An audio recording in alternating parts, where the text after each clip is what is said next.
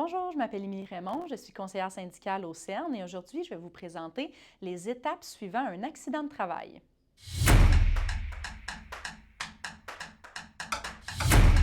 Donc, la première étape quand on a un accident de travail, c'est de déclarer l'événement à son employeur. La façon de le déclarer, c'est de remplir le registre d'incidents et d'accidents. Le registre se retrouve sur l'intranet du centre de service, mais aussi la plupart des secrétaires là, ont des copies dans leur bureau.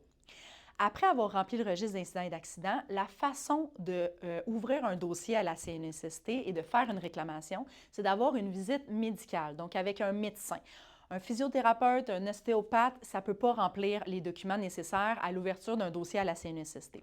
Donc, on doit aller voir un médecin qui va compléter l'attestation médicale. Donc, suite à la visite, que vous soyez en arrêt de travail ou pas, je vous recommande d'envoyer le billet médical au centre de service à assiduité, donc pas d'accent aigu, assiduité à commercial cssrdn.gouv.qc.ca. Vous pouvez aussi informer votre direction si jamais vous êtes en arrêt de travail. Vous n'avez pas besoin de donner de diagnostic, vous n'avez pas besoin de donner de détails, mais juste indiquer à la direction que vous êtes en arrêt de travail pour qu'ils puissent justement vous remplacer.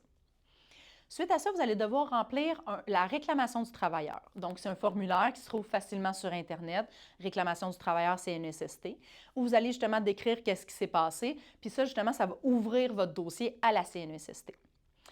Après avoir rempli la réclamation du travailleur, ce que je vous recommande, c'est de m'appeler au syndicat pour que je puisse justement vous donner les informations sur les prochaines étapes et aussi répondre à vos questions au besoin. Donc, merci. Au revoir.